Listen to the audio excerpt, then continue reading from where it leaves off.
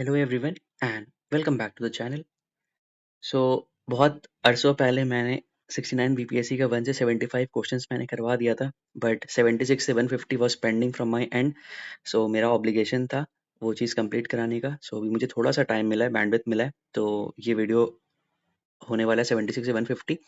एक डिस्क्लेमर ये रहने वाला है कि if you are seeking for just answer तो you can skip this video. बहुत सारा यूट्यूब पे बथेरे वीडियो पड़े होंगे, आप वो देख सकते हो। यहाँ पे आर्ट ऑफ सॉल्विंग पेपर अगर आपको सीखना है, कैसे मुश्किल पेपर अगर आएगा आपके एग्जाम में, आपके शिफ्ट में, तो आप कैसे उसको अटेम्प्ट कर सकते हो। ठीक है, आंसर से ज़्यादा इंपॉर्टेंट है आपको स्ट्रैटेजी देखना, आपको देखना है कैसे आप राइट आंसर तक पहुँचने का एक आप प्रोसेस वो फॉलो कर रहे हो कि नहीं। So this video is for them.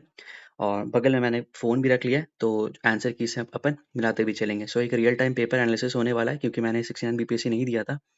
सो मेरे लिए भी फर्स्ट टाइम है। दो मैंने 70th के टाइम पे ये सॉल्व किया था, बट अभी मैंने पिछले 1 साल से सॉल्व नहीं किया, तो लेट्स सी क्या होता है। चलें।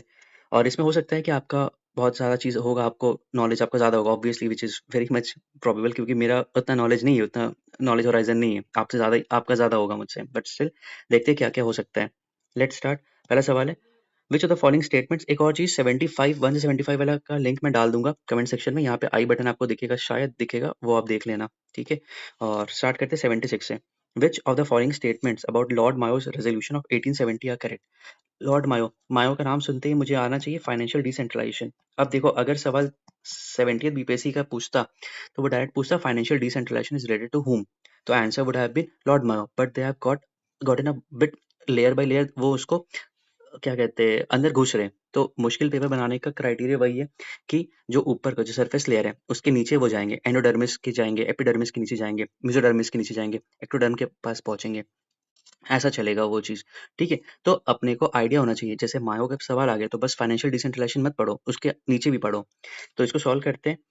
पहला है, it was the first step that bifurcated central and provincial finances. बिल्कुल सही। देखो, फाइनेंशियल डिसेंट्रलाइजेशन, डिसेंट्रलाइजेशन का मतलब ही क्या है? मान लो उस टाइम पे कलकत्ता हेड था, तो डिसेंट्रलाइजेशन करने का मतलब क्या है? नीचे-नीचे जो प्रोविंसेस है, उनको आप ऑटोनॉमी दे रहे हो कि आप कुछ-कुछ चीज़ें अपने एंड से कर सकते हो। So that was a step that Mayo had attempted. तो this one first will be correct. Second में कह रहा है, provincial governments were empowered to administer certain services. देखो, ये पूकी स्टेटमेंट दिख रहा है, सर्टेन सर्विसेज।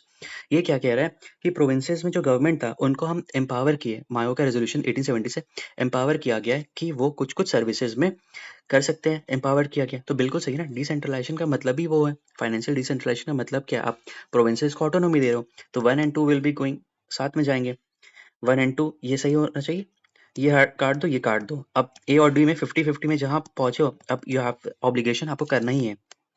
आगे देखो थर्ड, इट अटेम्प्टेड, ठीक है? ये वर्ड सोचो, अटेम्प्टेड पूछ रहा है। It attempted to rectify existing इम्पैरिटी।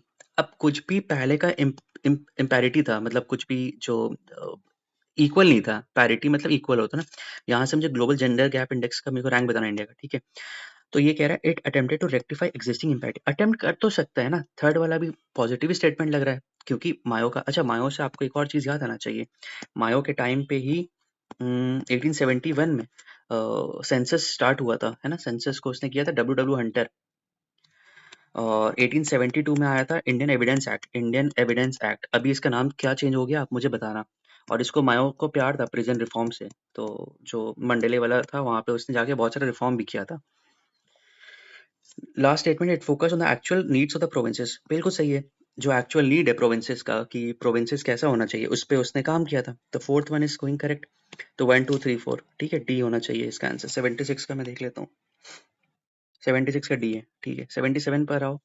नीति सार is an early book of politics. Kautilya अर्थशास्त्र, ये तो नहीं होगा। कमांडक चारक, चारक संहिता मेरे को याद आता है। चारक संहिता आप हेल्थ से ले लो, है ना, वेलबींग से ले लो। अभी जैसे जो आप बहुत लोग करते हो ना, कीटो कीटो डाइट करते हो, या फिर अच्छा, एक यूट्यूबर है, मतलब वन ऑफ माय फेवरेट, बहुत कम ही यूट्यूबर जो मुझे पसंद है, एक फिट ट्यूबर करके एक है। तो मैं उनका हर वीडियो देखता हूँ, जो भी वीडियो आता है मैं उनका देखता हूँ। तो उसमें वो चरक संहिता ही से सारा चीज़ बताते हैं, कैसे गट हेल्थ को इम्प्रूव कर सकते हो, कैसे माइंडफुलनेस अपना सकते हो, कैसे आप पॉजिटिव थिंकिंग ला सकते हो, लिवर को कैसे प्रोटेक्ट कर सकते हो। तो चरक संहिता में सारा चीज़, आपका हेल्थ के बारे में, आपका डाइट के बारे में, सारा चीज़ ओवरऑल वेलबींग के बारे में। तो नीति सार किसका है? कमंडक का है, ठीक है। कमंडक, नीतिशार बेसिकली वही है। कमंडक क्या थे ना, कौटिल्य के डिसाइपल थे। कौटिल्य के कैसे थे, चेला चेला था। तो सेम पॉलिटिक्स थे है ना, पॉलिटिक्स स्टेटक्राफ्ट के बारे में बात किया गया, कैसे एक राज्य को आपको मॉनिटर करना है, मैकियावेली प्रिंसिपल अपनाना है कि नहीं, कि आपको ओलिगार्की रखना है, ऑटोक्रेटिक रखना है, वो सारा चीज़ कमंडक ने सीखा था। किससे? चाणक्य से सीखा था। तो नीतिशार कमंडक 77 का आंसर है बी। ठीक है। फुतवत आलमगिरी। अब देखो यहाँ पे मिडिवल में को दिक्कत होना स्टार्ट होता है, बट ये क्योंकि पीवाईक्यू है तो मुझे याद है, ईश्वरदास नागर। बट इसके बारे में ज़्यादा मेरे को पता नहीं है। औरंगज़ेब का ही मेरे को याद है बस, औरंगज़ेब के कार्यकाल में उसने लिखा था, तो उनका स्टेटक्राफ्ट के बारे में ही होगा। 78 का आंसर ए। ठीक है। 79 पर आओ। According to Chinese source Meghavarman, the ruler of Lanka, sent a missionary to which of the following Gupta kings for permission to build a Buddhist temple at Gaya. ठीक है। चाइनीज स्कॉलर है। अच्छा, ये तो पीवाईक्यू है ना। Missionary to which of the following Gupta kings, Samudragupta है इसका आंसर। आंसर देख 79 का बी, हाँ समुद्रगुप्त है। ये यार पीवाईक्यू है, कई दफा है। अगर आपने बीपीएससी का ही पीवाईक्यू लगाया हो तो ये आप देखे होगे, कई बार सवाल आ गया। तो दिस टाइप ऑफ सवाल आप गलत नहीं कर सकते हो। देखो इसमें मैं बता रहा हूँ, इसमें आपने स्मार्ट एलिमिनेशन के 76 नंबर पे 77 78 दोनों सवाल था, पीवाईक्यू था, तो यू आप गलत नहीं कर सकते हो। नेक्स्ट सवाल पर आओ। When was the Bihar first separated from the Bengal presidency under the British ruled India. सवाल है when was Bihar first separated from, 1912 में सेपरेट हुआ था। 36 में तो दोनों अलग प्रांत बन गया था, बिहार एंड उड़ीसा दोनों अलग प्रांत बन गया था। और 2000 में झारखंड अलग हो गया था। तो 1912 आंसर होना चाहिए। 80 का आंसर है ए। हिंदी वाले देखो, अपना जो भी आपके पास है वो अपना डाउनलोड करके रख लो, साथ साथ करते रहो। अब दोनों मैं कराऊंगा, हिंदी इंग्लिश कराऊंगा, थोड़ा थोड़ा सा लेट हो जाएगा है ना, आप कर लो। अब देखो ये वाला सवाल मैंने एलिमिनेशन वाले वीडियो में कराया था, समझो। सबसे पहले चौथा ऑप्शन से पढ़ो। कह रहा था only outflow from lake Victoria is a Nile river which exist in the lake near Uganda. अच्छा, इनकरेक्ट ही पूछ रहा है। ठीक है, बिल्कुल नहीं पता, आइडिया नहीं लग रहा है। It is bordered by 4 boundaries, Tanzania, Uganda, Rwanda and Kenya. ठीक है, इसको भी के यूटी, अगर वो अफ्रीका वाला वीडियो देखा हो तो उनको याद होगा, बट ठीक है, मैं मान के चल रहा हूँ आपको नहीं पता है। अब ये कह रहा है it is one of the great lakes of Africa. ठीक है। कह रहा है कि वैसे लेक कौन सा है? अच्छा, लेक विक्टोरिया के बारे में बात चल रहा है। नहीं सॉरी, इसे फोर से नहीं पढ़ना है, इसे फर्स्ट से पढ़ना। ठीक है, पहले से पढ़ो। Lake Victoria is the third largest fresh water lake in the world by surface area. कह रहा है कि जो लेक विक्टोरिया है वो थर्ड फ्रेश वाटर लेक है। ठीक है, बिल्कुल नहीं पता। ये सेकंड स्टेटमेंट पढ़ो। It is one of the great lakes of Africa. बहुत सारे लेकों में से अफ्रीका में से एक ग्रेटेस्ट है। अब ये ग्रेटेस्ट तो हो ही सकता है ना, लेक विक्टोरिया आपने बचपन से सुना होगा, लेक विक्टोरिया। तो सेकंड स्टेटमेंट तो मेरे को सही लग रहा है। अगर स्टेटमेंट सही है तो ये आंसर नहीं हो सकता, ये आंसर नहीं हो सकता है। दो में फंसा, 1334। ठीक है, अब यहाँ पे देखो। It is bordered by 4 countries, Tanzania, Uganda, Rwanda, Kenya. बस यहीं पे बच्चे मात खा जाते हैं, रवांडा नहीं होता है। के यूटी मैंने आपको करवाया था वो लेक्चर में, तो अगर आपने वो देखा होगा तो आपसे ये सवाल बन जाता है ना। तो answer will be 1 and 3, 1 and 3।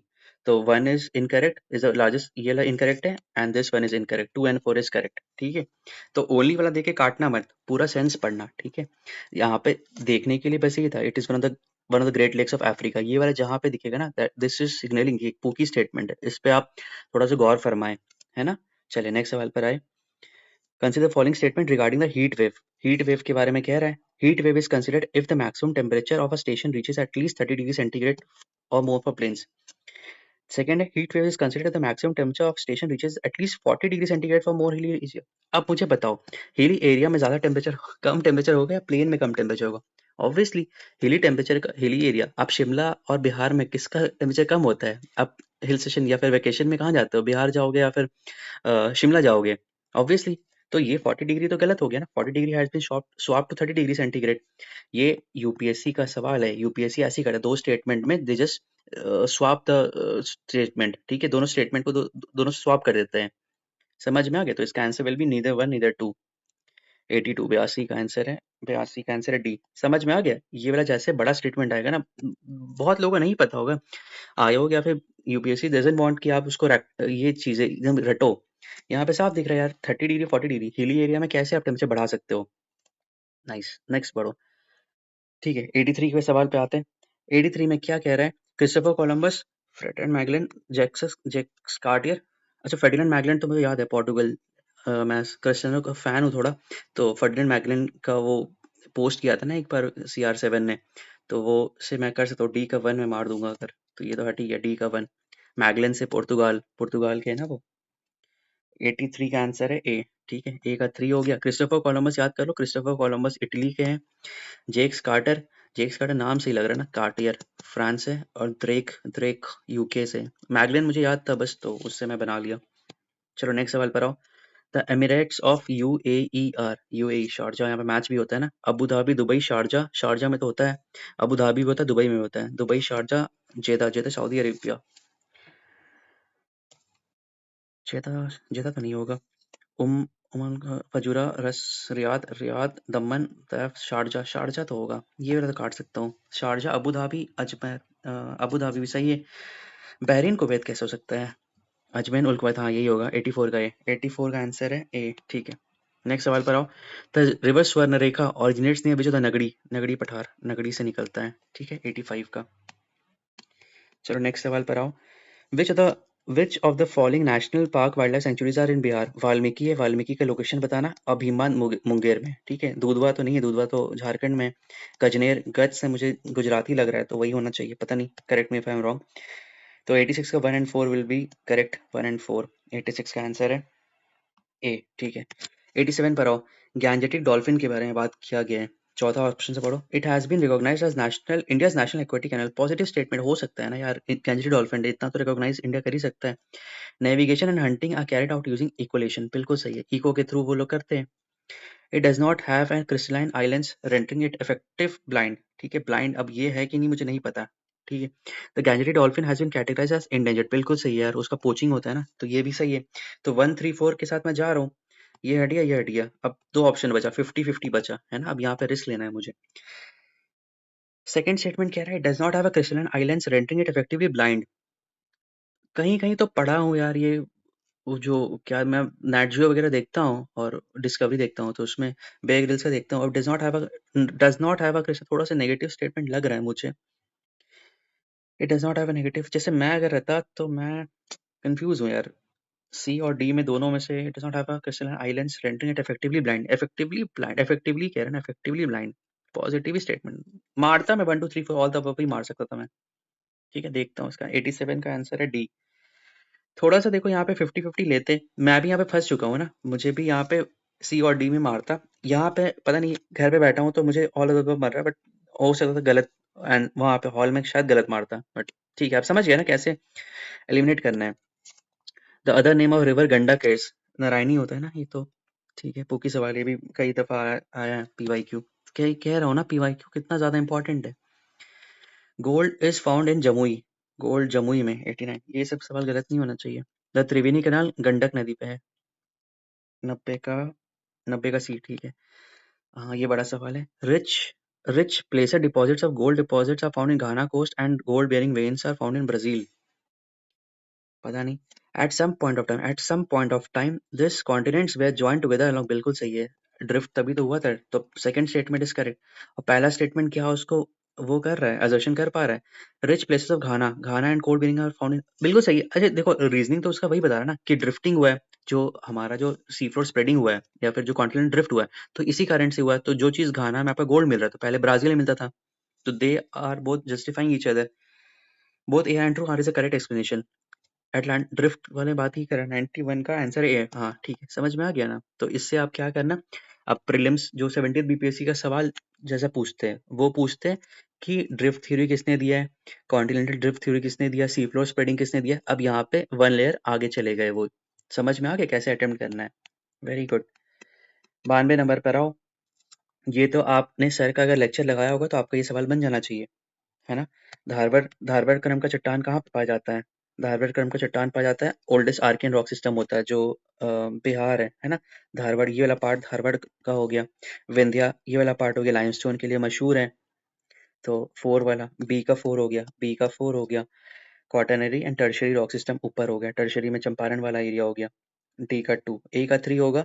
Dharwad will be part of oldest Archaean system, A का 3 होगा। विंध्यन रॉक सिस्टम में लाइमस्टोन वाला, बी का 4। एंड क्वाटरनरी, क्वाटरनरी में ये हिमालयन पेनिनसुलर रिवर, ठीक है, जहाँ पे आपका गंगा ड्रेन करती है। तो 92 का ये देखो, इसमें कुछ ज्यादा मुश्किल तो था नहीं, मैं बना ले रहा हूँ तो आप भी बना लोगे ला। 92 का आंसर है ए। ठीक है, 93 पर आओ। Which of the following is the world's richest region from a marine biodiversity perspective comprising 21 island? इसको highlight करते रहो जो keywords है. 21 islands with estuaries, beaches, forest of the nearshore sea grasses, coral reefs and mangroves. अच्छा ये देखो 68 में भी सेम सवाल रिपीट हुआ था, मुझे याद आ रहा है जहां तक. मैंग्रोव्स के बारे में बात कर रहा है तो नंदा देवी काटो, नीलगिरी काटो, Sundarban and gulf of Mannar. Coral reefs के बारे में बात कर रहा है तो गल्फ ऑफ मन्नार ही होगा. ये देखो किए थे हम लोग शायद सवाल 68 वाला, रिवाइज करना पड़ेगा आप लोगों को भी. तो 93 का ए, हाँ ए ही सही है. वही था, अपन पिछले बार भी वही दिए थे ना, कोरल रीफ्स देख के मारे थे. नेक्स्ट सवाल पर आओ. What is the local time of Thimphu? Thimphu Bhutan का कैपिटल होता है ना. भूटान से इंडिया का क्या रिलेशन है मुझे बताना. लोकेटेड एट भूटान और इंडिया का क्या यूपीआई साइन हुआ है? ठीक है, ये मुझे बताना. When the time at Greenwich is 12 noon में, और 6 घंटे का डिफरेंस होता है. 6 GM. 94 का ए, ठीक है. Which of the following statement is correct? Natural gas is found in Dharwad. Dharwad में नेचुरल गैस क्यों भाई? नेचुरल गैस यहाँ थोड़ी पाया जाता है. नेचुरल गैस तो वो वाला एरिया में पाया जाएगा ना, असम वाला एरिया हो गया, या फिर हिमालय, सॉरी वेस्टर्न घाट वाला एरिया. वेस्टर्न घाट में भी मुंबई हाई वाला area. Mica found in Koderma, बिल्कुल सही. अब्रक तो वहीं पाया जाता है. अब्रक बताना गुड कंडक्टर ऑफ हीट है या बैड कंडक्टर ऑफ हीट है. Cuddapah series famous for diamond. Petroleum Aravalli में कैसे हो सकता है? ठीक है, 95 का बी आंसर है. बी, हाँ ठीक है. 96 पर आओ. How many latitudes are there on the globe at 1 degree? अगर आप ये घटना चक्र पढ़ोगे तो पहला ही पन्ना में ये 179. ठीक है, ये 179 दिया हुआ है. 96 का आंसर है सी. ठीक है, जो है आंसर मैं आंसर की से मिला के कर रहा हूँ. ठीक है, तो गलत. Average height of the Kosi plain from the mean sea level. अब देखो यहाँ पे मैंने ऑप्शन एलिमिनेशन वाले वीडियो में ये वाला चीज कराया था. Kosi plane mean sea level है. अब कोसी प्लेन तो पता है ना, पठार पे तो नहीं है ना, कि हिमालय में, तो 300 मीटर 150 मीटर तो होगा नहीं, 30 मीटर ही होगा. सिंपल सा सवाल है ये. मैंने वो वाले वीडियो में, एलिमिनेशन वाले वीडियो में कराया था. अब देखो हिमालय या फिर पठार में होता तो ऊपर ऊंचाई समझ भी लेते हैं. प्लेन के बारे में बात करें तो प्लेन 300 मीटर 150 मीटर कैसे पहुंच सकता है? समझ में आया? Very good. 98 पर आओ. ऑन विच पठार the tropic of cancer in the Indian standard maritime intersect? Baghelkhand. Baghelkhand ये उसमें क्या कहते हैं, लूसेंट वगैरह में ये चीज दिया हुआ है. 98 का आंसर है. 98 का बी है. ठीक है. बुंदेलखंड में हमें बताओ अभी क्या बुंदेलखंड एक्सप्रेस वे प्रोजेक्ट बना हुआ है? और सोनभद्रा से एक स्कीम लॉन्च किया गया है. ध्यान से बताना मुझे इसका आंसर. सोनभद्रा से पीएम मोदी ने एक स्कीम लॉन्च किया है. उस स्कीम का नाम क्या है और सोनभद्रा है कहाँ पे? Which district of Uttarakhand is not situated along the Tibet boundary? Tibet का स्पेलिंग गलत है. TIBT, safe Tibet. ठीक है, कौन सा नहीं है? अब देखो मैंने तीनों जगह गया हूँ तो मुझे, बट इतना गहरा मुझे नहीं पता कौन सा करता है. उत्तराखंड में मैप देखना पड़ेगा, पता नहीं. आंसर मिला लो यार, अब देख लेना, नहीं आता मुझे इसका. 99 का आंसर है सी, अल्मोड़ा. उत्तरकाशी, अल्मोड़ा. अच्छा हाँ, अल्मोड़ा थोड़ा बीच में आता है, बट वही बाईस ने सब. मैं आंसर देख लिया हो तो मैं बता सकता हूँ, बट ठीक है, नहीं हो पाता मुझसे ये सवाल. ठीक है, ये मुझसे नहीं बनता ये सवाल, छोड़ देता मैं. What does El Nino in the current flow? Indian ocean में नहीं, बे ऑफ बंगाल. ऑप्शन तो आपको चीख चीख के बता रहा है कि मारो मुझे आंसर. 100 का ये. ठीक है, 101 का. बहुत बड़ा स्टेटमेंट है, ध्यान से पढ़ो. ठीक है, चौथा से पढ़ना है, पढ़ लेते हैं. द कोलिजियम सिस्टम, ऊपर कुछ दिया है क्या कंसर्न कोलिजियम सिस्टम के बारे में? The collegium system was introduce in 1993 bye justice PN Bhagwati in the first landmark जज केस. ठीक है, कह रहा है कि आया था. फर्स्ट स्टेटमेंट करेक्ट और इनकरेक्ट पूछ रहा है ना. 1993 में आया था. ठीक है, आप अगर मेंस की तैयारी की होगे तो आप ये वाला चीज पढ़े होगे. आगे देखते हैं. तो जजेस of the supreme court and high court are appointed only through the collegium system. जो यहाँ के जजेस और हाई होते हैं वो यहीं से आते हैं. ठीक है, देखते हैं. The parliament by law has evolve the collision. बस यहाँ पे मेरे को एक पिन मिल गया कि parliament by law has evolve the collision. ये तो खुद से इन लोग ने ये किया ना, तो सेकंड आप काट दो. सवाल क्या करेक्ट या इनकरेक्ट पूछ रहा है? मुझे तो following statement are correct, correct पूछा, तो सेकंड काटो, ये काटो. ओ कुछ ज्यादा हुआ नहीं फायदा. ठीक है, देखते हैं. The supreme court is a 5 member body which is headed by income 4. ठीक है, 1+4 होता है, ये तो मुझे पता है, तो 1 करेक्ट है. 1 and 2 हट गया, ये भी हट गया, ये भी हट गया. सॉरी, ये हटा ना. 1 तो सही है, और 3 और 4 में देखना है. The supreme court the colleges was introduced by first landmark judges cases 1 3 3 4. अच्छा 1 सही है, तो 3 and 4 भी तो कट गया. अब बचा है 1 and 3 में बचा है. अच्छा 4 को फिर मेरे को देखना ही नहीं ना, 4 तो हट ही गया. 1 और 1 and 3 में देखना है. The judges of Supreme Court and High Court are appointed only, अच्छा हाँ ये तो ओनली देके मत काटना, they are appointed only through collegium system ही होता है, तभी तो लाया गया है और इसीलिए बवाल चलता है। जो 99th कॉन्स्टिट्यूशनल अमेंडमेंट था इसके लिए था ना, एनजैक, उसको स्क्रैप कर दिया गया था सुप्रीम कोर्ट के द्वारा कि इट वाज अनकॉन्स्टिट्यूशनल, उनका पावर को कम करा था, कर्टेल करा था। तो आप देखते हो ना अंकल जज सिंड्रोम, एक सिंड्रोम चलता है कि यहाँ पे जो उनके बेटे होते हैं या फिर उनके फैमिली के लोग होते हैं वो लोग जो बड़े पोस्ट होते हैं उनको कर लेते हैं, तो देयर इज अ अंदर वहाँ पे बहुत पॉलिटिक्स चलता है, ठीक है। और आपने वो जस्टिस खन्ना का भी देखा होगा ना, उनका उन पे एलिगेशन लगा था बट स्टिल वो जल्दी फ्री हो गए, तो ये सब एलिगेशन चलते रहता है। तो इसका देखो आंसर वही होना चाहिए, वन तो सही है, थर्ड भी सही है, तो 1 एंड 3 होना चाहिए। 101 का आंसर है, 101 का डी है, ठीक है, 1 एंड 3 है। नेक्स्ट सवाल पर आओ। Consider the following statement regarding the 42वां संशोधन amendment. It added 3 socialist secular integrity SSI. It added 8 fundamental duties, 8 fundamental duties को ऐड किया गया, ठीक है। It added new directives principle 39A 43 है।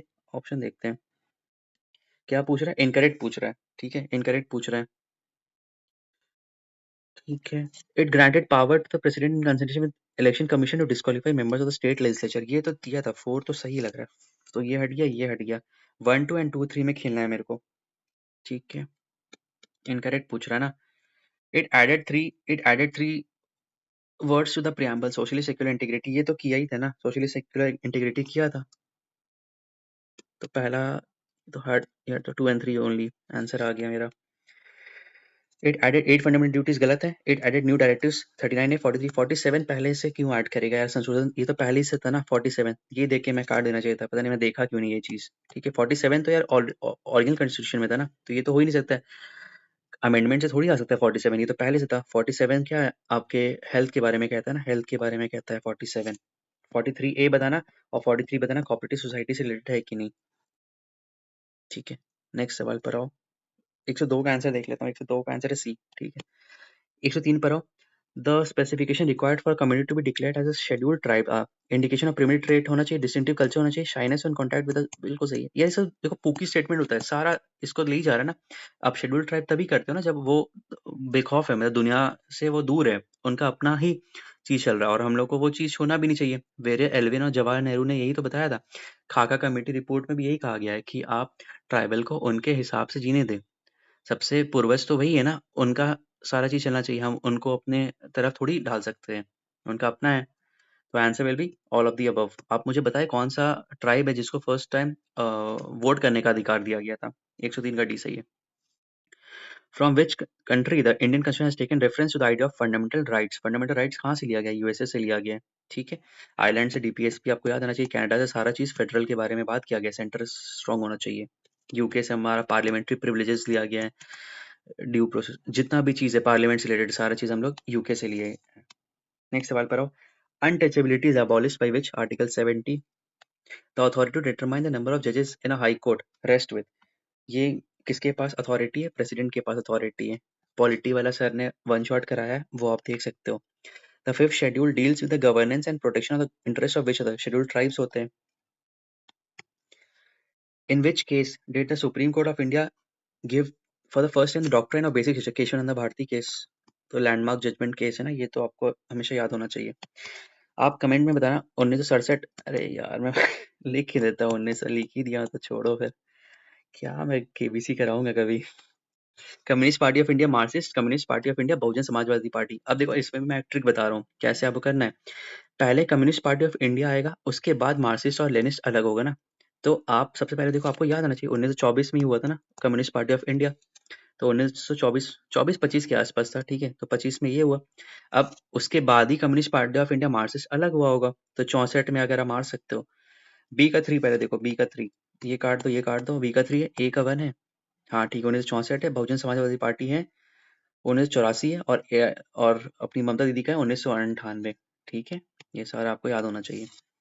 Under which article the speaker can allow any member of the house to speak in his mother language, नहीं पता मुझे, 110 तो नहीं है, बिल्कुल नहीं है। 110 हट गया, बोथ ए एंड बी हट गया, तो ये भी तो हट गया ना, 122 सब, ये भी हट गया, तो बस अरे यार ये तो बहुत प्यारा था। ये ट्रिक समझ में आया कैसे, देखो देखो देखो देखो ध्यान सुनो। 110 एक तो मुझे पता है मनी बिल से रिलेटेड कुछ है। अब यहाँ पे बोथ ए एंड बी कह रहा है, अब ए और बी दोनों साथ में कैसे जा सकता है, तो मैंने ये भी काट दिया, तो बस 120 से +1। अब देखो गलत हो गया तो पोपट हो जाएगा मेरा। 110 का सी है, हाँ ठीक है। 111 पर आओ। The foreign exchange reserve of RBI include which of the following. Foreign exchange reserve of RBI include which of the following. Foreign currency assets होगा, गोल्ड होगा, स्पेशल ड्राइंग राइट्स होगा, रिजर्व ट्रांसपोजिशन, सारा ही होता है यार ये तो। इकोनॉमिक्स वाले जो हल्ला करते हो देख लो, यही सब सवाल आ रहा है, जो मुश्किल सवाल आता है तो ये सब कर लो। आरबीआई के पास क्या क्या होता है, सीआरआर, एसएलआर, है ना, मॉनेटरी पॉलिसी का क्या होता है क्राइटेरिया। नेक्स्ट सवाल पर आओ। Consider following statement regarding rules of origin. Root word तोड़ो, rules of origin. Rules of origin मतलब जहां से उपज हो रहा है वहां का रूल्स, ठीक है। स्टेटमेंट है, देखना है, rules of origin are the criteria needed to determine the national source of a product. Rules of origin है ना, ओरिजिन कहाँ से हो रहा है तो वो बात कर रहा है।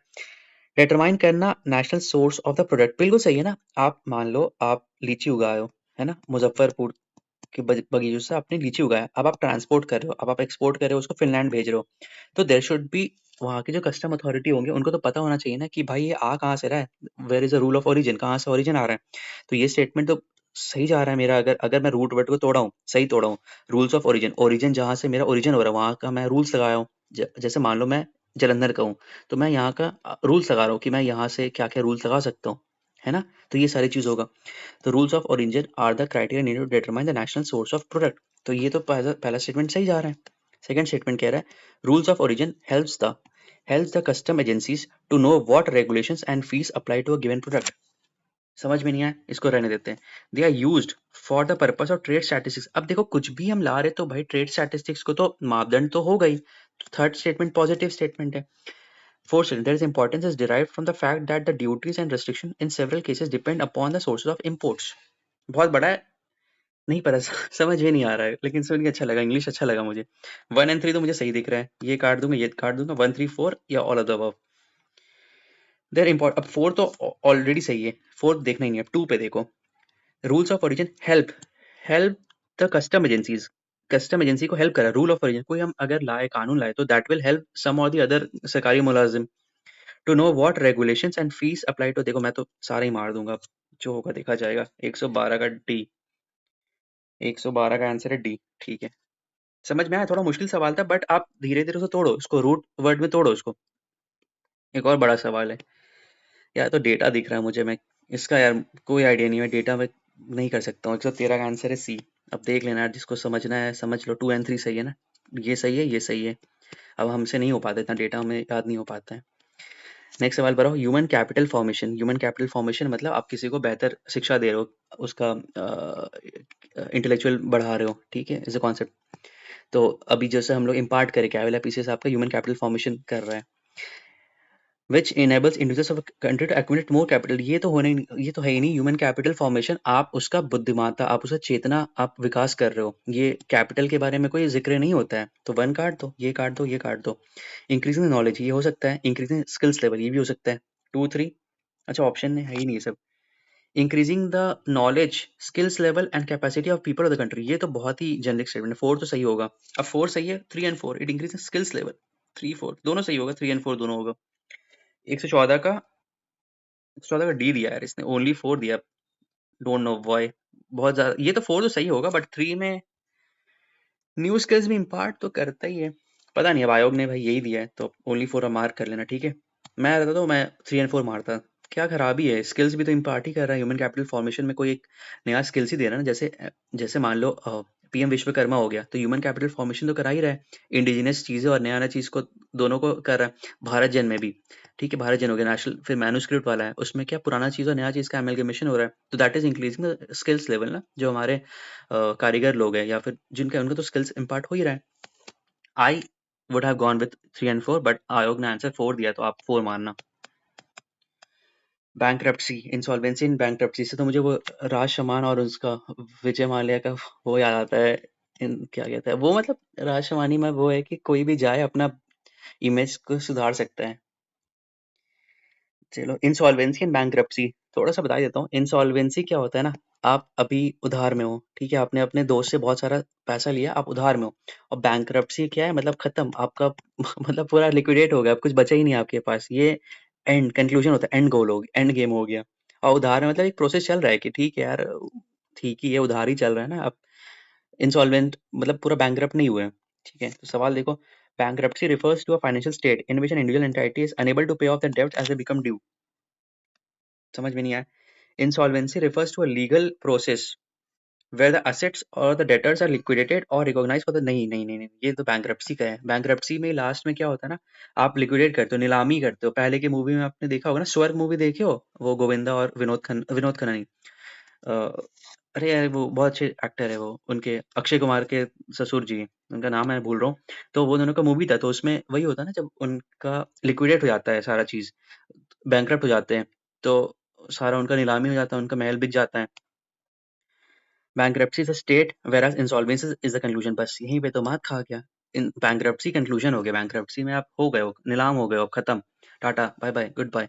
और इंसॉल्वेंसी इज अ स्टेट, तो three is wrong, three wrong है, थ्री काटो। Only four and one and two अब यहाँ पे खेल सकते हो। The insolvency and bankruptcy of India is regulated for, ठीक है? अब कौन करता है? तो यही करता है आईबीबीआई। इसका गठन बताना मुझे कौन सा ईयर में हुआ था। और पहला क्या है? इज फाइनेंशियल, ये देखो, अच्छा ये देखो स्वैप कर दिया वन एंड टू को। 115 का अच्छा सवाल था ये। इकोनॉमिक्स वाले जो बोलते रहते हो ना, ये देख लेना, ठीक है? सवाल बहुत अच्छा यहाँ पे मिला आप लोग को। 115 का आंसर है सी, ओनली फोर। ठीक है, तो अब कहते रहते हो ना, तो यहाँ से देखो ना, पीवाईक्यू ही तो करवा देता हूँ, पीवाईक्यू में सारा आपको मिल जाता है। In which year was a industrial policy resolution adopted? 1948 में फर्स्ट हुआ था, उसके बाद 1956 में आया था। ठीक है, ईपीएफओ में अगर आप आओगे तो ईपीएफओ में से पढ़ना पड़ेगा। तो 16 का ए सही है। 17 में और पीएलआई स्कीम, भाई बहुत बड़ा है यार, इसको देखना पड़ेगा। क्या पूछ रहा है? इनकरेक्ट पूछ रहा है। The scheme offers a production-linked incentive to boost domestic manufacturing। Positive ही जा रहा है, ठीक है? प्लस स्टेटमेंट इसको लेके चलो। The scheme has two categories of applicants, namely global domestic and domestic companies। नहीं पता। The average, the scheme shall extend an average incentive of around 8%। अब डेटा मेरे को दिख गया, रेड फ्लैग दिख सकता है मुझे। The target segment under PLI shall include laptops, tablets, all in one PC servers and, तो हो सकता है ना, फोर तो जनरल की स्टेटमेंट है, पीएलआई में सब चीज तो आ ही सकता है। तो वन एंड फोर मुझे सही लग रहा है थोड़ा। इनकरेक्ट पूछ रहा है ना, वन एंड फोर। देखो वन तो बिल्कुल सही है, वन तो मतलब यही तो पीएलआई का बेसिस है कि आप कैसे एक्सपोर्ट को बढ़ाना है। तो वन अगर करेक्ट है, इनकरेक्ट पूछ रहा है तो ये काट दो, ये काट दो। अब two and four, two and three, मतलब टू गलत ही है। अच्छा ये गलत ही है। अब थ्री और फोर है, मुझे बताओ, आप मुझे बताओ यहाँ पे दोनों में से आपको कौन सा ज्यादा गलत लग रहा है। इसमें कह रहा है the target segment under PLI shall include laptops, tablets, और in one PCs, servers and, और यहाँ पे अपना रीजनिंग लगाओ। The scheme shall extend an average income of 8%। और अब 8% के बदले में 9% भी तो लिख सकता हूँ। कितना समय मुझे लगेगा इसको सवाल को मुश्किल बनाने में? समझ रहे हो? ऐसे एलिमिनेशन करना होता है।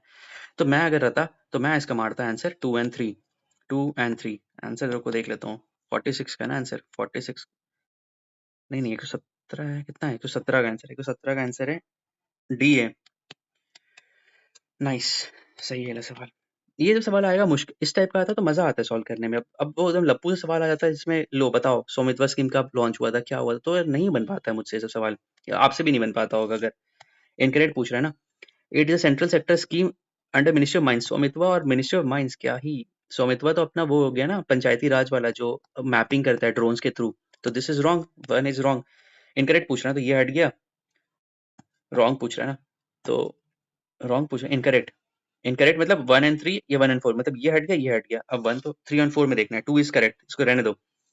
Course means cross origin resource sharing, ठीक है? The scheme is a reformative step towards establishment of a clean ownership and property in rural inhabited areas and mapping. भाई ये तो बहुत ही पॉजिटिव स्टेटमेंट लग रहा है, सही कह रहा है ना, ये सब बात बता रहा है ये, ठीक है? तो ये तो मेरे को फोर सही लग रहा है, तो बस आंसर कोर्स होगा। अब देखो यार, कोर्स का नाम तो बदल ही सकता है ना। आपका नाम मान लो स्वाति है, तो स्वाति को तो मैं कुछ भी चेंज कर सकता हूँ, जैसे एस फॉर स्टनिंग। अगर अपना इंस्टाग्राम हैंडल पे लिखते हो तो स्टनिंग के बदले मैं क्या लिख सकता हूँ? स्टार किड लिख सकता हूँ, कुछ भी लिख सकता हूँ, है ना? स्वाति प्लीज आप हर्ट मत हो जाना, ठीक है? मैं बस नाम बस, क्या बोल रहा हूँ मैं, छोड़ो। 119 का भी जो, the following are the consequences of invoking article 360। Article 360 financial emergency, ठीक है? The president may order the state to reduce the salary, may order the state, president कर सकता है to reduce salaries and allowances of all और any other class employees serving the connection of the state. अब financial emergency हो गया है, हो सकता है ना, पॉजिटिव स्टेटमेंट ही लग रहा है, प्रेसिडेंट तो कर ही सकता है, रिड्यूस तो कर ही सकता है, ठीक है। मनी बिल्स और the financial bills pass with the state are not required to be reserve for the, नहीं नहीं नहीं, फाइनेंशियल इमरजेंसी में यही तो है, सारा चीज जो आता है वो अब देखेगा कौन, प्रेसिडेंट के अंदर आ जाता है, तो ये तो गलत हो गया। Third statement, the president can issue direction for the direction of, बिल्कुल सही है यार, सेम ही चीज का बात कर रहे हैं। मनी बिल्स और the financial are to be reserve, बहुत बड़ा है यार ये, 119 का आंसर देख लेता हूँ, 119 का आंसर ए। हमारा गलत, हमने क्या मारा था, अच्छा 2 ही हमने गलत मारा था, बस आंसर बन गया 1 3 एंड 4, ठीक है, बहुत बड़ा था यार। मनी बिल्स देख लो फिर भी, मनी बिल्स 110, इसके बारे में पूरा पढ़ लेना। मनी बिल्स और the financial bills are to be reserve for the consideration of the president after they are pass by the state legislature, बिल्कुल सही है। जो सेकंड और फोर्थ स्टेटमेंट है यहीं पे दोनों का मिल गया आपको, ठीक है। नेक्स्ट सवाल पर आओ, 120, अच्छा एनोटेड पीडीएफ में भेज दूंगा, आप लोग वन पेज जो बनाते हो वो बना लेना इस बार, ठीक है। और इससे एनोटेड पीडीएफ से आपको आइडिया लग जाएगा कि मैं क्या एग्जाम में अप्रोच लगा रहा हूँ, ठीक है, इसीलिए मैं भेजता हूँ वो वाला। Consider following statement potentially contribute to stagflation, stagflation मतलब आपका इन्फ्लेशन बढ़ रहा है बट आपका इकोनॉमी स्टैगनेंट है, मतलब आपका सैलरी नहीं बढ़ रहा है, अभी भी तो सेम स्टैगफ्लेशन ही कंडीशन हम लोग चल रहा है। हाई इन्फ्लेशनरी प्रेशर्स, करेक्ट पूछ रहा है कि इनकरेक्ट पूछ रहा है, ठीक है, करेक्ट पूछ रहा है। High inflationary pressures due to increase government spending, inflation बढ़ रहा है, इन्फ्लेशन तो बढ़ रहा है, गवर्नमेंट स्पेंडिंग, सही बात है। Decline in industrial production and sluggish economy, बिल्कुल सही है, ये तो सही है ना, आपका इन्फ्लेशन बढ़ रहा है but there is a decline, जैसे जिम्बाब्वे का इकोनॉमी क्या है, स्टैगफ्लेशन की तरफ ही जा रहा है, ब्रेड का कीमत बहुत ज्यादा है, अमेरिकन डॉलर जिम्बाब्वेन डॉलर होगा, है ना, बट उनका इकोनॉमिक ग्रोथ तो नहीं है ना, एक ब्रेड उन लोग खुद से तो बना नहीं पाते हैं, उनको देता है, यूएन प्रोवाइड करता है। Decrease in aggregate demand and consumer spending, ठीक है, डिक्रीज हो गया गवर्नमेंट स्पेंडिंग का, अब स्टैगफ्लेशन हो गया ना, मेरे पास पैसे ही नहीं है तो मैं स्पेंडिंग कैसे करूंगा, मैं मीशो पे कैसे ऑर्डर करूंगा, मैं अमेजोन पे कैसे ऑर्डर करूंगा, कार्ट पे कैसे मैं रखूंगा, समझ रहे हो। Appreciation of the domestic currency leading to reduction of export competitiveness, बिल्कुल सही है, सारा स्टेटमेंट सही है, इसको जस्टिफाई कर रहा है। 120 का डी, इकोनॉमी वाले अब मत बोलना कि वन शॉट लाओ वन शॉट लाओ, ये तो करा रहा हूँ वन शॉट ही एक तरह से। 121 पर आओ, देखो फिर से आ गया आपका इकोनॉमिक से सवाल। As per the economic survey, रुक जाए पानी पी लेता हूँ थोड़ा, आप लोग भी थोड़ा सा जल पी ले थोड़ा।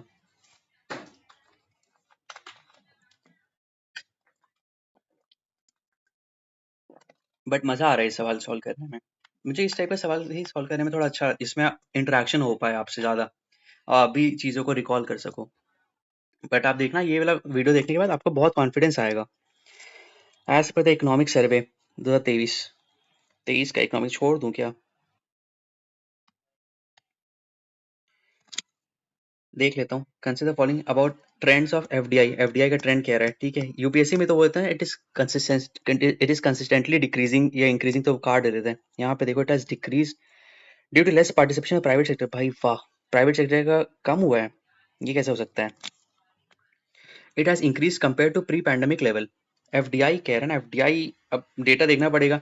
It has increase rapidly without decreasing in any financial year after the condition was entirely, भाई भाई भाई भाई भाई, यहाँ पे तो मुझे मिल गया सारा चीजें।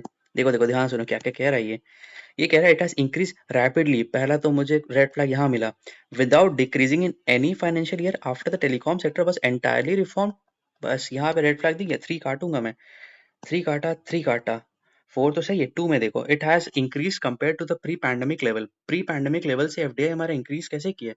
कुछ समय तो लगेगा ना उसका एडजस्ट करने में, तो अचानक से तो नहीं हो पाएगा, तो सेकंड काट सकते हो ओनली फोर, भाई ये मैं स्किप करने वाला था बट ठीक है, एक मुझे दिख गया, तो ठीक है ना, जहाँ पे भी आपको लग रहा है कि ये गलत हो सकता है तो आप उसको अच्छे से पढ़ लेना।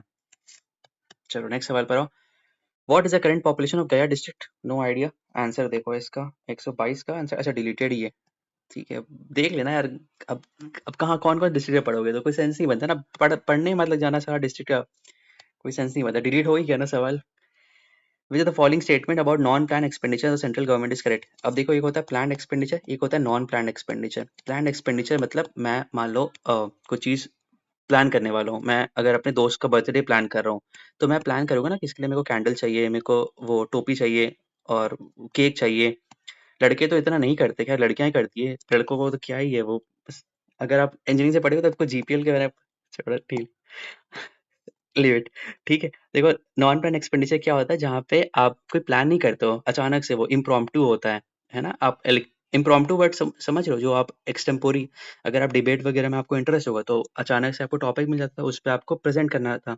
तो नॉन प्लान्ड इज दैट, अभी अचानक आप अगर रास्ते में जा रहे हो, आपको अचानक से भूख भूख लग गया और आपको डोनट दिख गया या फिर ओरियो बिस्किट दिख गया, तो आप खा लेते हो, तो दैट इज नॉन प्लान्ड। आप घर से तो लेके चले नहीं हो कि हाँ फलाना बजे फलाना टाइम पे फलाना जगह पे मैं इस टाइम पे डोनट खाऊंगा, ये तो नहीं है, दैट इज नॉन प्लान। अचानक से वो चीज आ गया।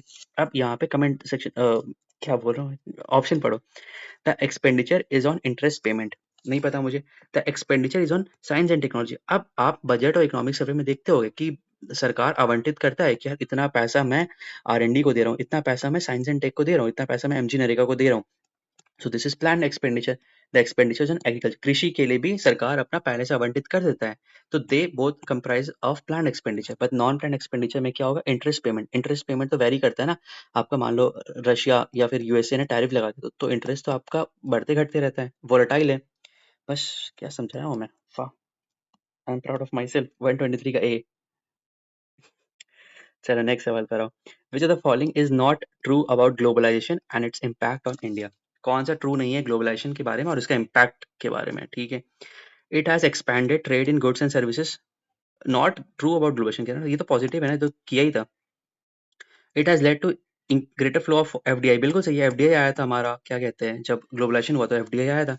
Increase in export is greater than increase in import, increase in export is greater than, not correct कह रहा है। एक्सपोर्ट, बट अच्छा वो कह रहा है कि एक्सपोर्ट, अच्छा ये अब मैं समझा। कह रहा है कि यहाँ से इंडिया से सारा चीज एक्सपोर्ट हो रहा है और इंपोर्ट कम हो रहा है। भाई ऐसा तो कुछ है नहीं ना। अभी भी चाइना से तो अपन डिपेंडेंट ही, चाइना भले USA के साथ हम लोग का सरप्लस है, बट चाइना के साथ तो अपन डेफिशिट में ही है, तो यही गलत होगा। 124 का C सही है। फाइनेंसेस, यार ये देखो, ये इकोनॉमिक सर्वे का लेटेस्ट डेटा देख लो, ट्रेंड्स देख लो, कैसे सवाल पूछ रहा है। 26 पर आओ। Which of the following were the reasons for the failure of the revolts of 1857? The military superiority of the British। बिल्कुल सही है, पॉजिटिव स्टेटमेंट है, क्योंकि फेलियर तभी हुआ था ना, उनके पास असला बारूद जो भी चीज था सब अधिक अच्छा था। The rebels did not have a unified programme for ideology, बस यही तो सही था। इसी के बाद तो गांधी जी आए थे, गांधी जी के पास था कि यूनिफिकेशन पे काम किया था, फादर ऑफ इंडिया उन्हें इसीलिए तो कहते हैं ना कि उन्होंने सारे लोग को साथ मिला के किया था। गंगा जमुना सबको उनको साथ लेके चले थे, ईस्ट से वेस्ट, नॉर्थ से साउथ, सबको साथ लेके चले थे। अब व्हाट्सएप यूनिवर्सिटी में आप लोग बहुत सुनते होगे, तो वो सब पे नहीं करो, आप पढ़ाई करो अच्छे से। There was a lack of support from all sections of the society, सही बात है। आप जमींदार सबका अलग अलग था ना, मतलब बहुत ही पैरोकियल नेचर पे वो लोग लड़ रहे थे। कोई जमींदार का इशू चल रहा था, किसी का कुछ और इशू चल रहा था, लोकल इशू था। तो ये कोई फिक्स तो नहीं था ना कि अपन हिंदू राष्ट्र के लिए लड़े या फिर नेशन के लिए लड़े या फिर एक छत्रपति जैसा चीज के लिए लड़े, तो वो तो चीज नहीं था। तो 126 का आंसर है ऑल ऑफ द अबव। ठीक है, नेक्स्ट सवाल पर आओ। द कुक फ्रॉम बिहार, अब इसको तो मुझे बताना नहीं है। नेक्स्ट पे आओ। The Bakasht movement in Bihar during 37-38 was Swami Dayanand, Swami Sajjanan Saraswati है। ठीक है, 128 का आंसर है C। हाँ। Consider the following events during India's freedom struggle. Home rule league 1916 दो तो था पहले। 1907 सूरत स्प्लिट। खेड़ा सत्याग्रह 1918, कैग से मैंने याद किया, Champaran, Ahmedabad, Kheda. Minto Morley Minto reform 1909। सबसे पहले 7 हुआ था ना, तो 2 पहले आना चाहिए, 2 पहले आना चाहिए, काट दो, ये काट दो, फिर आना चाहिए हमारा मॉर्ले मिंटो। बस सिंपल सवाल है, क्रोनोलॉजिकल ऑर्डर से सवाल पूछे थे।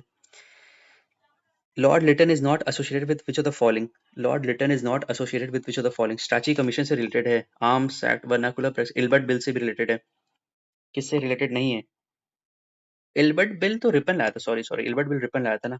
रिपन तो बढ़िया आता है, लिटन लिटन जितना भी कुख्यात चीज है सब लिटन नहीं किया था। स्ट्रैची कमीशन, फमाइन कमीशन, है ना। इलाहाबाद वाला दरबार भी शायद इसी के टाइम पे हुआ था। इलाहाबाद दरबार है कहाँ, तो दरबार हुआ था, दरबार याद है, इलाहाबाद में या दिल्ली में हुआ था, वो देख लेना, ठीक है। आर्म्स एक्ट BC के टाइम पे आया था, वर्नाकुलर BC के टाइम पे आया था। इल्बर्ट बिल तो अपना क्यूटी पाई रिपन के टाइम पे आया था, है ना। ठीक है, 131 पर आओ। बैटल ऑफ बक्सर 1764, 1765 में इलाहाबाद का समझौता हुआ था ना। सुगौली 1816 था ना। बसीन 1782 था, बसीन 1802 था शायद, correct me if I am wrong. Date में थोड़ा सा मैं कंफ्यूज कर सकता हूँ, आप बता देना। Dutch East India Company established factory at Patna 1632। ये सब गलत नहीं होना चाहिए। In which of the following movement did Mahatma Gandhi make first use of hunger strike as a weapon? नहीं पता मुझे इसका आंसर। इसका आंसर है 133 का सी है, अहमदाबाद स्ट्राइक। नहीं पता था मेरे को सी ए की, बस याद है चंपारण, अहमदाबाद, खेड़ा, अहमदाबाद में। ठीक है, अहमदाबाद में उन्होंने यूज किया था हंगर स्ट्राइक। याद कर लो, ठीक है, अभी याद कर लो। अहमदाबाद में गांधी जी ने क्या किया था? Hunger strike as a weapon use किया था। The quit India movement in 1942 witnessed significant contribution from leaders of Bihar. Which prominent leader was known as Bihar? अरे यार, बस बिहार के इसलिए देता इतना पेन खर्चा क्यों किसने किया? Ink. In response to the mass agitation of the Champaran movement, the British government took which steps to address the issue? Agrarian committee बनाया था इसने, यही तो बनाया था, इंस्टीट्यूटेड द अग्रीरियन कमेटी। ठीक है। सर्वेंट्स ऑफ इंडिया से गोपाल कृष्ण गोखले साहब, तत्वबोधिनी सभा देवेंद्रनाथ टैगोर, आत्मसभा राजा राम मोहन रॉय। राजा राम मोहन रॉय अकबर टू। मिला लोगे ना, कृष्ण सेन इसमें है नहीं, सारा तीन ही में से ऑप्शन में होगा। आंसर दिखा दे तो 136 का आंसर है ए। Ambabai a women freedom movement. ये देखो, ये आपके गूगल डूडल में ये चीज आया भी था, और कर्नाटका से। ये आपके एनसीईआरटी में एकदम साफ साफ गिवन है, बड़ा सा पेज में गिवन है अंबाबाई के बारे में। पढ़ना, ठीक है, इनके बारे में। विच of the following was not a member of cabinet mission? कौन से कैबिनेट मिशन के मेंबर नहीं थे? अलेक्जेंडर, एंड्रू कोई नहीं था ना, पैट्रिक लॉरेंस, अलेक्जेंडर था, और तीसरा एक और था, नाम नहीं, लॉरेंस तो नहीं था, एंड्रयू नहीं था, एंड्रयू कोई नहीं था। ठीक है, यही है। The Indian National Congress was founded on the basis of safety valve theory to protect the British government from threats. Safety valve theory Lala Lajpat Rai, 1920 Calcutta session. ठीक है, 1920 कैलकाटा सेशन। अनहैप्पी इंडियंस उन्होंने लिखा था ना, स्पेशल सेशन जो था 1920 में था, अनहैप्पी इंडियंस उन्होंने लिखा था। In which of the following the resolution related to fundamental rights पे pass for the first time? Resolution, अच्छा, फंडामेंटल राइट 1931 कराची सेशन। अब यहीं पे ना सुभाष बाबू ने गांधी जी को बोला था कि he has reach the pinnacle of his success, मतलब उनका पॉपुलैरिटी एकदम चरम सीमा पे पहुंच चुका है। तो यहाँ पे सुभाष बाबू ने बोला था, और ये पीवाईक्यू आया था बीपीएससी में कोई एग्जाम पे। 140 का आंसर है सी, सही है। 139 का आंसर है बी, और 138 का हमने देख लिए थे ना, 138 का आंसर है सी। चलो, सारा सही है। अब आते हैं, ओह नाइस, मैथ्स है इसमें। मैथ्स भी है। रीजनिंग पे आते हैं। चाइनीज कोडिंग टाइप का है, गेम को लिखा गया है। Game is related to, beat दिया है, मेड चाहिए ना मुझे। ए कॉमन है, ए कॉमन है, ए कॉमन है। यहाँ पे डिवाइडेड है, डिवाइडेड, ठीक है, तो ए यहाँ पे डिवाइडेड होगा। डिवाइडेड मेरे को दिख रहा है, डिवाइडेड डिवाइडेड डिवाइडेड डिवाइडेड, अच्छा सारा डिवाइडेड ही है।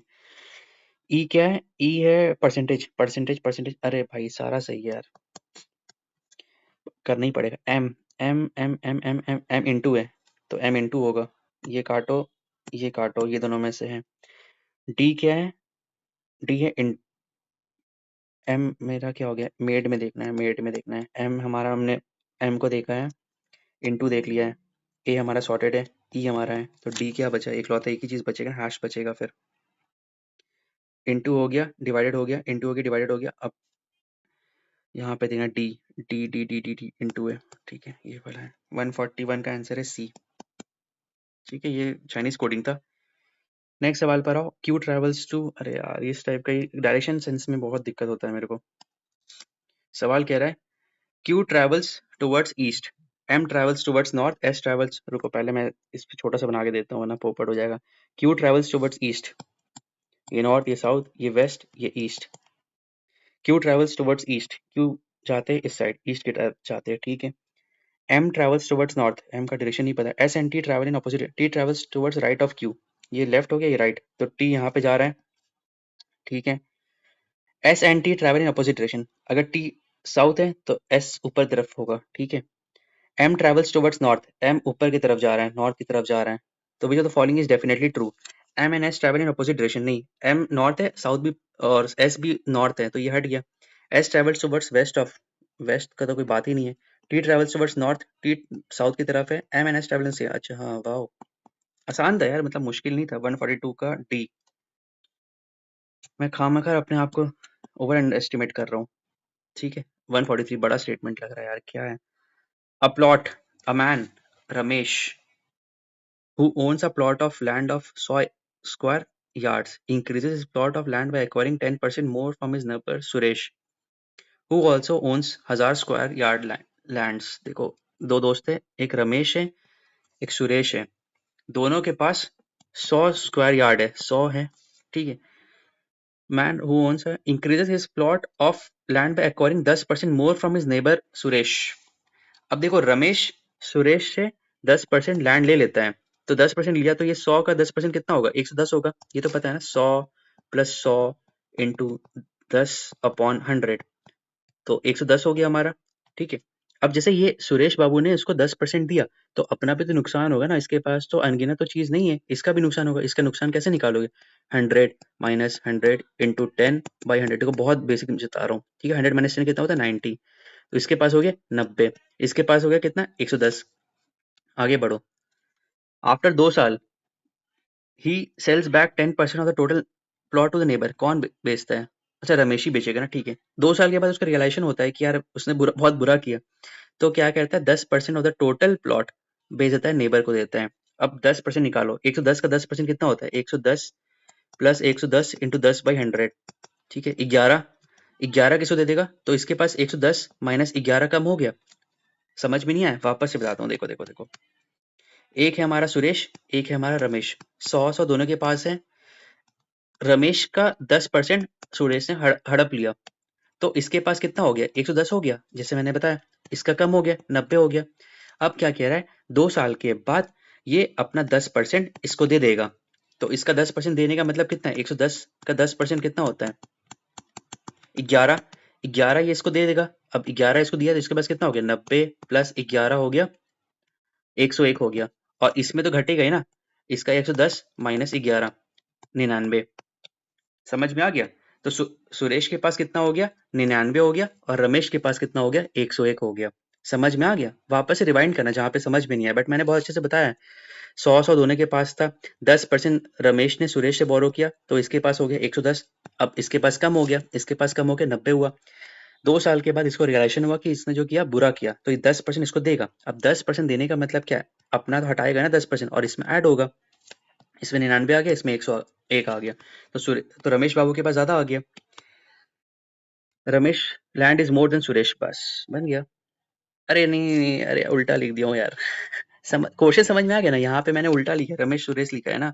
अरे यार, सवाल समझ में आया कि नहीं, बस ये बताओ। यहाँ पे मैंने नाम उल्टा कर दिया, रमेश हो गया, ये सुरेश हो गया, 100 100, ठीक है।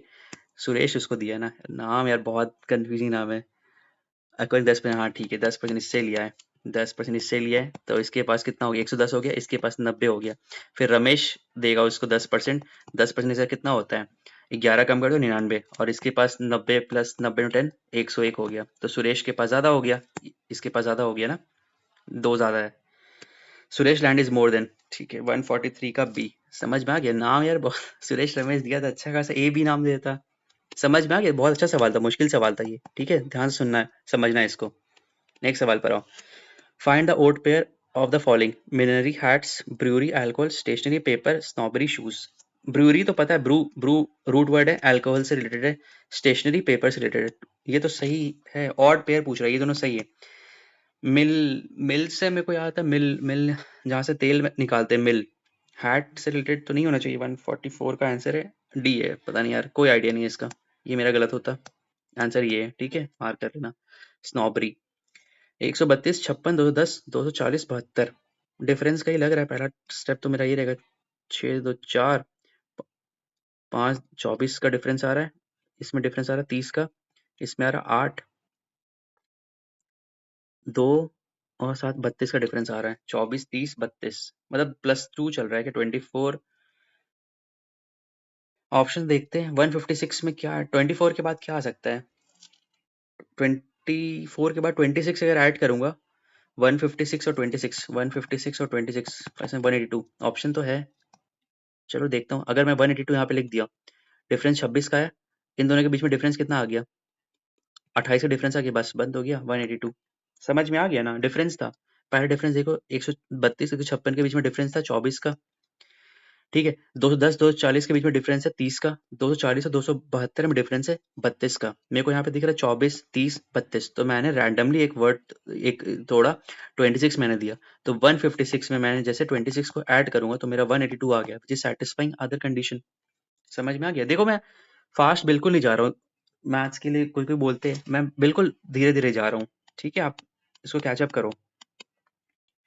नेक्स्ट सवाल पर आओ, 44 49 37। देखो ये ला मैंने करवा रखा है ना, यहाँ पे आपको दिख रहा है 7 का स्क्वायर है, यहाँ पे दिख रहा है 7 का, तो 7 का ही सारा चीज होगा, ऑप्शन भी 7 का ही है। उस बार भी मैंने यही गलती किया था, इस बार भी यही किया हूँ। ठीक है, अब यहाँ पे देखो 44 और 37 का डिफरेंस करोगे तो 7 आएगा, 58 और 53 को माइनस करोगे तो 5 आएगा, और 7 से बस मल्टीप्लाई किया गया। 52 और 41 में डिफरेंस कितना होता है? 41 को ऐड करोगे 11, और 7 से मल्टीप्लाई करना, तो 11 सत्ते 70। ये रिपीट हुआ है, 68 में भी रिपीट हुआ, 69 में भी रिपीट हुआ है।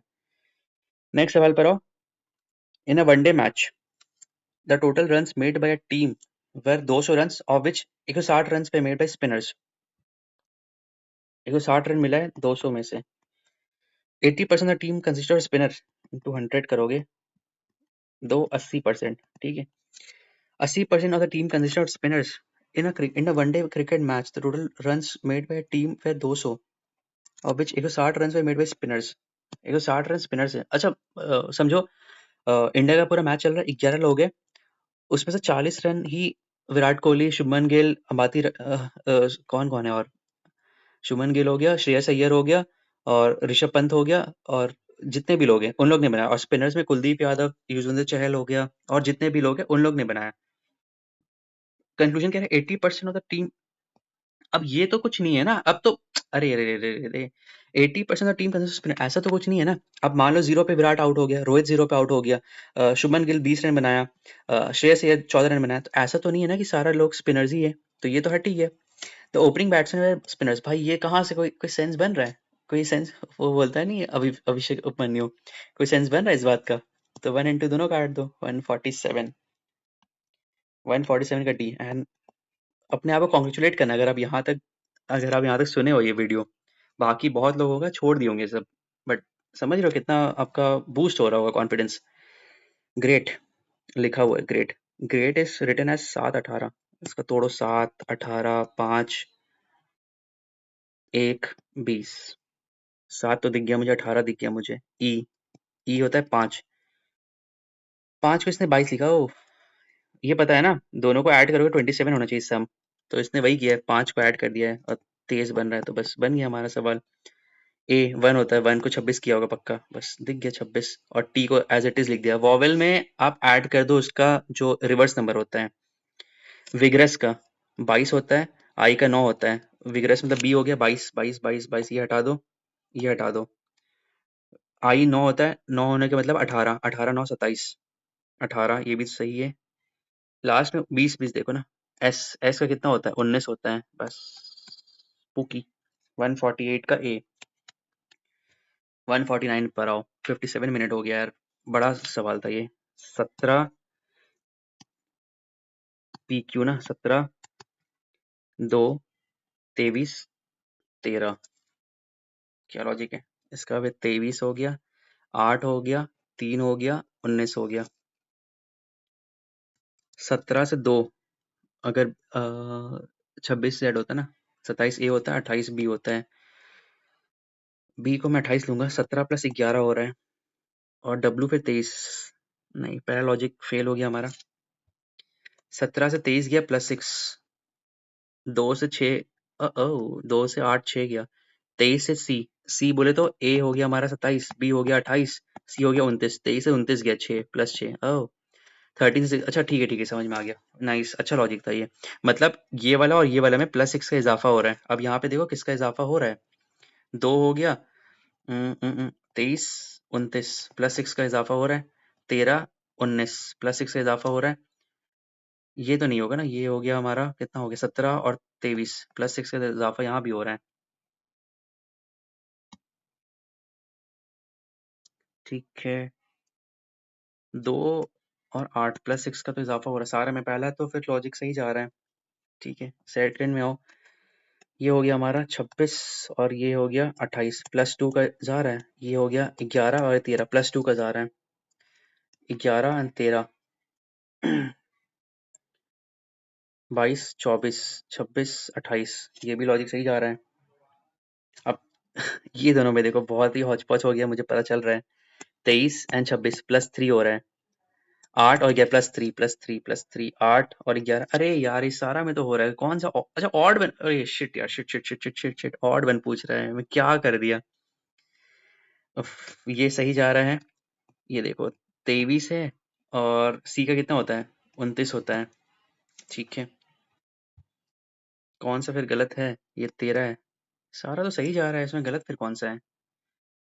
ये 8 और 11 +3 है, 3 और 7 ओ G7 होता है ना, G7, ये +4 हो रहा है, ये +4 हो रहा है, और ये 8 और +3, अच्छा ठीक है, ये डिफरेंस आ गया। भाई साहब क्या प्यारा सवाल था भाई, भाई भाई भाई भाई हालत खराब हो गया मेरा इसको सॉल्व करने में।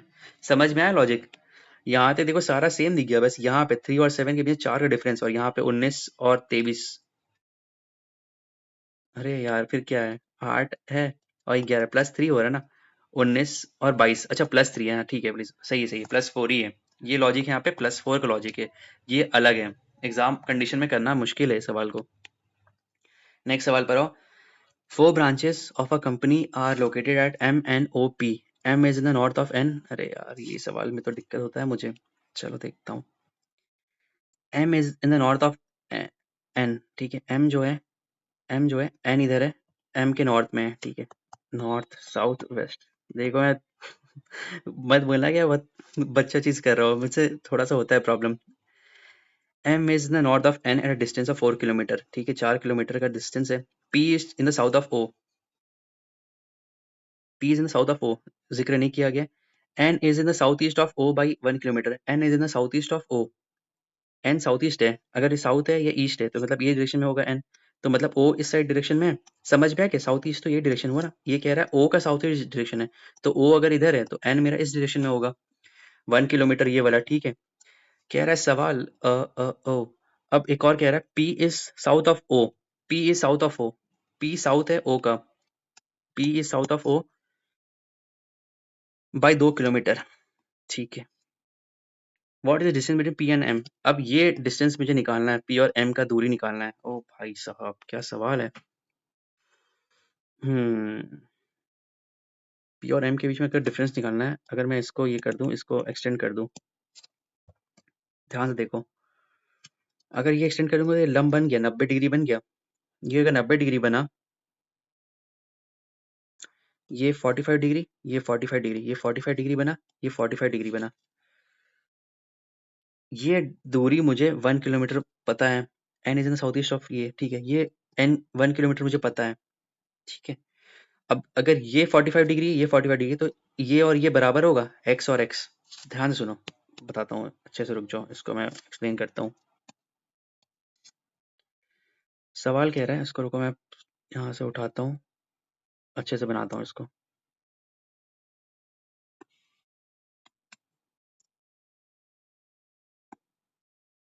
चलो देखो, 4 ब्रांचेस ऑफ कंपनी है, M is in the north of N, M is to the north of N, M जो है N के नॉर्थ में है, ये N है, ये M है, ठीक है। M is to the north of N at distance of 4 kilometre, मैंने यहाँ पे लिख दिया। P is N is in south east of O, अब O समवेयर इधर है, O is somewhere here, 1 kilometre से है, ठीक है। कह रहा है P is in the south of O, P नीचे है साउथ ऑफ O, ठीक है, बाई 2 किलोमीटर, 2 किलोमीटर से।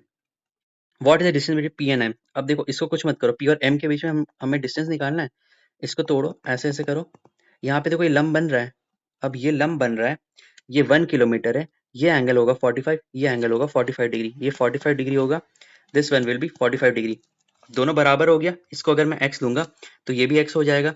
अब पाइथागोरस थ्योरम से आपने पढ़ा होगा, ये जो हाइपोटेनिस होता है, this will be x square plus x square बराबर 1 का स्क्वायर, तो 2x स्क्वायर बराबर 1, x बराबर 1/√2, तो x का वैल्यू कितना आ गया, ये वैल्यू आ गया 1/√2, ये भी आ गया 1/√2। अब ये अगर 1/√2 है, ये भी 1/√2 है ना, ये अगर 1/√2 है तो ये भी 1/√2 होगा। ठीक है, अब मेरे को ये वाला का ट्रायंगल निकालना है, ये वाला बड़ा सा निकालना है।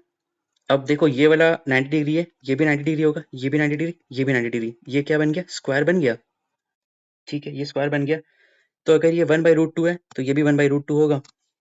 ठीक है, अब हमें निकालना है क्या, हमें निकालना है ये वाला पार्ट निकालना है, ये वाला पार्ट, ये वाला पार्ट कैसे निकलेगा। अच्छा, टोटल दूरी है 2 किलोमीटर है, टोटल 2 किलोमीटर है, उसमें से ये 1/√2 है। ओ बन गया, तो ये डिस्टेंस कितना होगा, 2 माइनस 1/√2 होगा। ध्यान से देखो, ये टोटल दूरी 2 किलोमीटर क्वेश्चन में दिया था, और हमने अभी निकाला है ये दूरी, ये वाला दूरी, उसको पेन चेंज करता हूँ, ये वाला दूरी हमने निकाला है 1/√2, और टोटल दूरी है कितना, 2 किलोमीटर। तो ये वाला पार्ट कितना होगा, this part will be this part, 2 minus 1/√2 होगा। ठीक है, इसको 2 माइनस 1/√2 लिख सकते हैं। ठीक है, अब देखो, अब हम लोग को क्या करना है, इसका इसका आगे बढ़ो, ये वाला कहाँ गया। ठीक है, इसका हमें निकालना है, ये वाला पार्ट निकालना है। ठीक है, ये 1/√2 हमारा बनकर तैयार हो गया, ये 4 है, और ये हो गया 2 माइनस 1/√2। हाँ, ये 2 माइनस 1/√2 आ गया। तो ये पूरा डिस्टेंस कितना होगा हमारा, 4 किलोमीटर ये वाला है, 2 माइनस 1/√2 यहाँ पे, तो 4 प्लस 2 माइनस 1/√2, ये बन के आ गया 6 माइनस 1/√2। ये समझ में आया, ये वाला कैसे पूरा हम 6 माइनस 1/√2 लिखे। देखो देखो देखो देखो देखो, ध्यान सुनो, 4 किलोमीटर यहाँ से यहाँ गिवन है, क्वेश्चन का डिमांड था। ठीक है, फिर ये सब हम लोगों ने किया, तो ये बन के आ गया। यहाँ पे देखो, ये वाला पार्ट देखो, ध्यान से देखना, ये 90 डिग्री बना रहा है, ये 45 डिग्री है, ये 45 डिग्री है, तो मैंने पाइथागोरस थ्योरम अपनाया। ये अगर x है तो ये भी x हो गया, ये 1 किलोमीटर होगा, x का वैल्यू कितना आ गया, 1/√2 है, यहाँ पे 1/√2 है। अब देखो, ये वाला स्क्वायर भी है, ये वाला भी स्क्वायर है, तो अगर ये 1/√2 है तो ये भी 1/√2 होगा। अब हमें ये वाला पार्ट निकालना है, ये वाला पार्ट, ये वाला पार्ट कैसे निकालोगे, टोटल दूरी 2 किलोमीटर है, इसमें से 1/√2 हमें पता चल गया, तो ये दूरी क्या होगा, 2 माइनस 1/√2, बस ये वाला हुआ। अब ये वाला टोटल डिस्टेंस निकालना है, ये अगर समझ रहा हूँ बहुत मुश्किल लग रहा है, 2 माइनस 1/√2 दोनों को ऐड करेंगे तो कितना होगा, 6 माइनस 1/√2 होगा। अब बस सारा चीज खत्म हो गया। अब पाइथागोरस थ्योरम फिर से लगाओ, ये निकालना है पीएम स्क्वायर, तो PM square will be 6 minus 1/√2 का होल स्क्वायर प्लस 1/√2 का होल स्क्वायर। अब देखो आ जाना चाहिए आंसर, 6 का root square 36 plus 1/2 minus 2 into 6 into 1/√2 plus 1/√2 1/2 होता है, 1/2 मिला के 1 हुआ, 36 प्लस 1 37, 37 माइनस 2 इंटू 6 इंटू 1/√2, इसको मैं क्या लिख सकता हूँ, √2 इंटू √2 लिख सकता हूँ, √2 रूट कटा, 37 माइनस 6 √2 मेरा आ गया, और √2 का वैल्यू कितना था, 1.414, 6 इंटू 1.414 करोगे तो 40 से 84, 37 माइनस 8 मतलब कितना होना चाहिए, 37 माइनस 8 25 के आसपास कुछ आएगा फिर। अच्छा, रूट ओवर भी तो है, अंडर रूट ओवर है, 25 के आसपास आएगा, 26 पॉइंट कुछ आएगा, मतलब 5 के ऊपर ही होगा आंसर। तो आंसर होगा 5। ओ भाई 5.3 को, क्या सवाल था, मजा आ गया, बहुत मुश्किल सवाल था। इसको अगर सवाल को अगर आपने कर लिया तो आप समझ रहे हो, एग्जाम में देखो मुश्किल होता, मेरा थोड़ा सा स्ट्रांग है मैथ्स बैकग्राउंड तो मैं कर लिया, लेकिन थोड़ा मुश्किल होता। समझ में आ गया ना ये वाला सारा चीज, very good. So with this we have completed all the PYQs of the BPSC exam, 70th re exam, 70th 69 68 67 सारा हम लोग ने कर लिया। तो अच्छे से प्रैक्टिस करिए, बार बार मल्टीपल रिवाइज करिए, अपना नोट्स बनाए, उसको फॉलो करो। ठीक है, with this let's end this, मिलते हैं नेक्स्ट वीडियो में, तब तक के लिए खुश रहिए, मुस्कुराते रहिए, जय हिंद।